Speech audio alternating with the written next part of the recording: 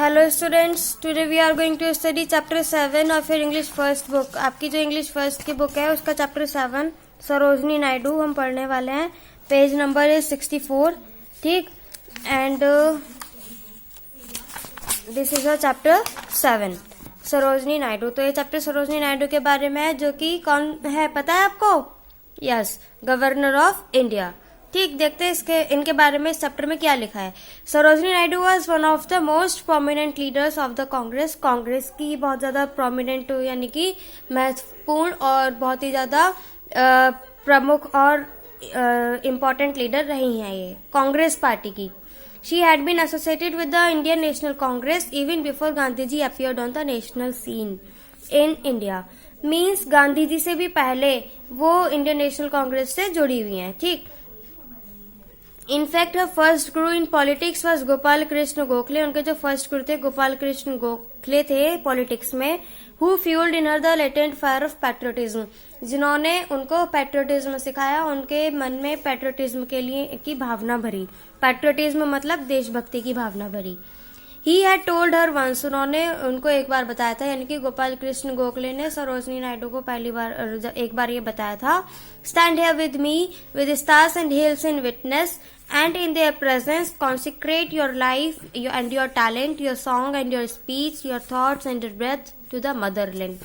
कि तुम मेरे साथ काम करो, मेरे साथ रहो, अपनी पूरी लाइफ, अपना सॉन्ग्स, स्पीच, थॉट्स, सब कुछ मदरलैंड यानी कि देश के हवाले कर दो, ठीक। देश के लिए काम करो। ये सॉन्ग्स और स्पीच के बोला क्योंकि वो एक बहुत अच्छी राइटर भी थी, ठीक है। तो इसीलिए गोपाल कृष्ण गोखले ने उनसे ये सब बातें कही थी। Sarojini Naidu was born on 13 फरवरी 1879। 13 फरवरी 1879 में सरोजनी नायडू बॉर्न हुई थी। कहाँ? एट हैदराबाद। और उनके फादर और मदर का नेम टू अगोरनाथ चट्टोपाध्याय, ये उनके फादर का नेम है। A doctor of science. कौन थे ये? Doctor of science.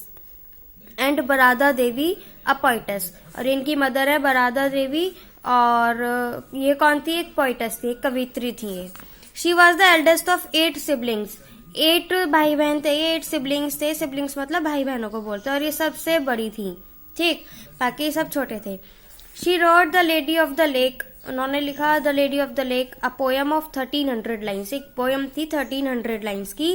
और कब लिखी थी? व्हेन शी वॉज ओनली 13, जब वो 13 ईयर्स की थी सिर्फ, तभी लिखी थी ये 1300 लाइन्स की poem, the lady of the lake.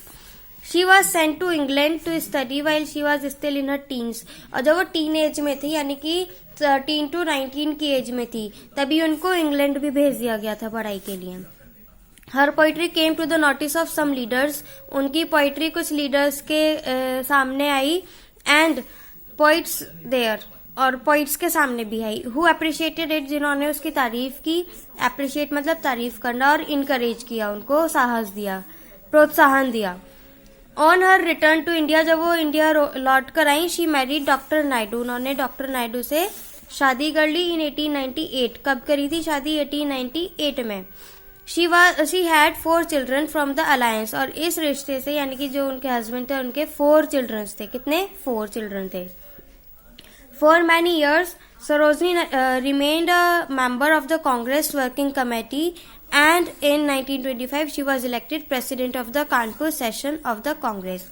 बहुत साल तक उन्होंने member of the Congress working committee के मतलब एक मेंबर की तरह काम किया, और 1925 में उनको Kanpur session of the Congress में प्रेसिडेंट इलेक्ट कर लिया गया। Taking over from Gandhi ji who had been president in 1924। और उनसे पहले जो प्रेसिडेंट थे वो थे गांधी जी। कब? 1924 में। तो उनसे ये पदवी लेकर सरोजनी नायडू जी को दे दी गई। Her presidential address which marked a departure from the customary norm of a printed address was delivered extempore. तो short it was a masterpiece. Means ये उनकी स्पीच के बारे में बोला गया कि जो उन्होंने स्पीच दी थी वो बहुत ही ज्यादा अच्छी थी। मास्टरपीस यानी कि सुपर्ब थी एक तरह से, ठीक। Sarojini Naidu was a born poet, वो जन्म से ही पोइट, यानी कि उनको बचपन से उनको पोइट्री आती थी, ठीक है। With great proficiency in the English language, और इंग्लिश लैंग्वेज में भी बहुत ज्यादा कुशलता थी। प्रोफिशिएंसी मतलब कुशलता। Her poem have been quite popular even since they were first published in 1920s to date. 1920s से लगभग उनकी पोइट्रीज पब्लिश होना शुरू हुई और तभी से लास्ट तक उनकी पोएम्स फेमस ही रहीं, ठीक, पॉपुलर ही हुई. Many of her poems have been included in English syllabi all over the country. और उनकी बहुत सारी poems English syllabi में भी आती हैं, ठीक. गांधी जी राइटली डिस्क्राइब्ड, गांधी जी ने उनको सही डिस्क्राइब किया था, द नाइटिंगेल ऑफ इंडिया, यानी कि जो उनको टाइटल मिला था नाइटिंगेल ऑफ इंडिया का, वो किसने दिया था? गांधी जी ने दिया था. Her poems have great lyrical beauty. उनकी जो पोएम्स थी उसमें बहुत ही अच्छी, बहुत ही सुंदरता से लिरिक्स लिखी होती थी. लिरिक्स बोलते हैं वर्डिंग्स को. And received wide acclaim and rave reviews in England. और बहुत ही ज्यादा उन्हें प्रसिद्धि मिलती थी, बहुत ही ज्यादा सराहना मिलती थी इंग्लैंड में भी उनकी पोएम्स को. Sarojini Naidu first met Bapu in London in 1914. Sarojini Naidu जो थी वो बापूजी से, यानी कि बापूजी हम किसको कहते हैं? गांधी जी को. वो उनसे लंदन में मिली थी 1914 में. कब? On his way back to India from South Africa. जब वो साउथ अफ्रीका से इंडिया आ रहे थे. कौन आ रहे थे? Gandhi ji. He had gone to London at the bidding of Gokhale. Gokhale के कहने पर जो गांधी जी थे वो लंदन गए थे.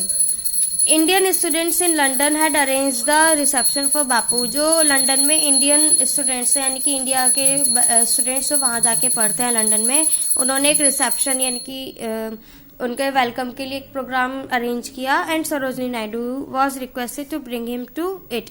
और ये जिम्मेदारी सरोजनी नायडू को दी गई कि वो उनको वहां तक लेकर आएंगी.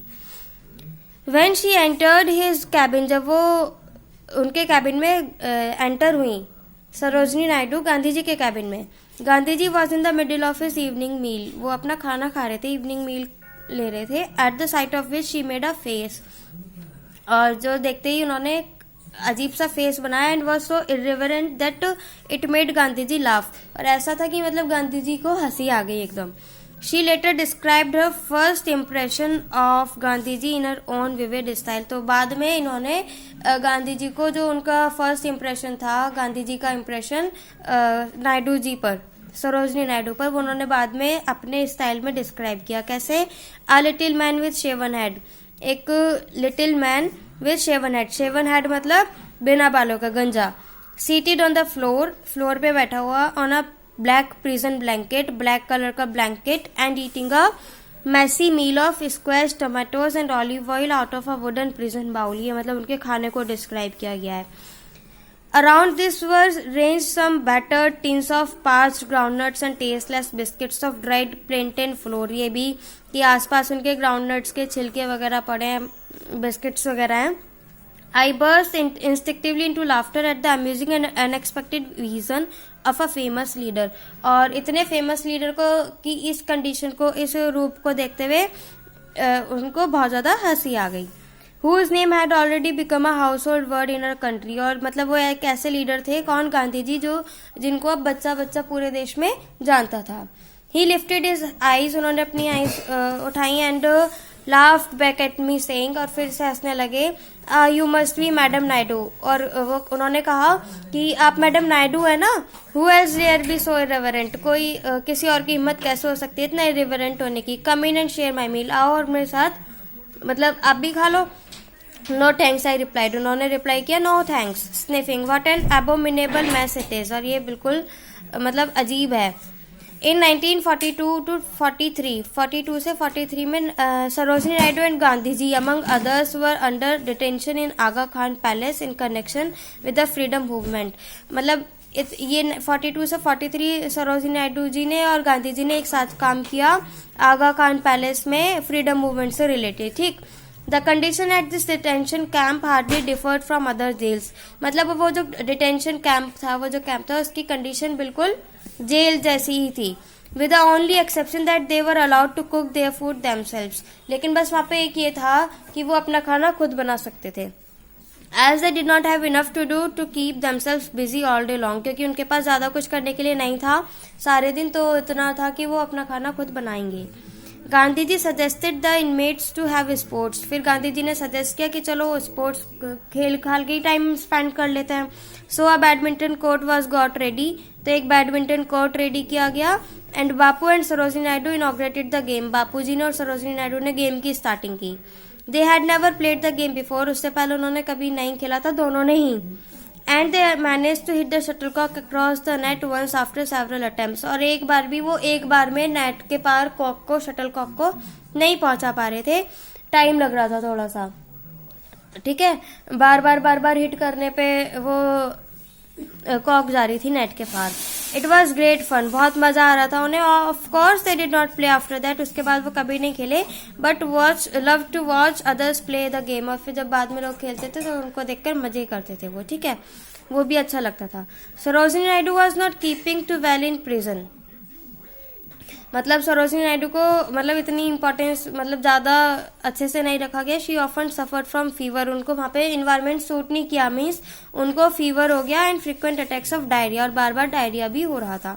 She was expected to be release on the grounds of her ill health, उनको ये भी था कि इल हेल्थ की वजह से, उनकी बेकार हेल्थ की वजह से वहां से भेज दिया जाए वापस. ठीक है, but she refuse to leave the jail, लेकिन उन्होंने वहां से जाने के लिए मना कर दिया. क्यों? As Bapu's impending 21 day fast was already expected to take place, क्योंकि बापूजी 21 डेज का फास्ट करने वाले थे.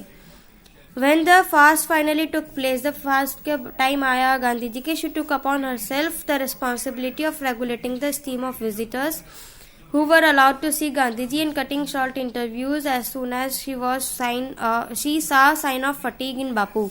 मीन्स अब सारी जिम्मेदारी सरोजिनी नायडू जी ने ले ली थी. जब उनका गांधी जी का फास्ट चल रहा था कि अब वो देखेंगे सारी लिस्ट कि कौन कौन उनसे मिलेगा, कौन कौन नहीं मिलेगा, और अगर उन्हें जरा भी थकान लगती है बापू जी को तो सारी चीजें कैंसिल करा देंगी. तो ये सारी जिम्मेदारी नायडू जी ने ले ली थी. As if Sarojini Naidu had recovered from her illness during the course of the fast, जैसे मतलब सरोजिनी नायडू फास्ट के टाइम पे ठीक हो गई हो. After the fast was successfully terminated she took ill again, और जब वो फास्ट खत्म हो गया वो फिर से बीमार पड़ गई. ठीक, तो अब आगे क्या होता है जब वो दोबारा से बीमार पड़ गई, हम देखते हैं नेक्स्ट वीडियो में. तब तक के लिए thank you and have a nice time.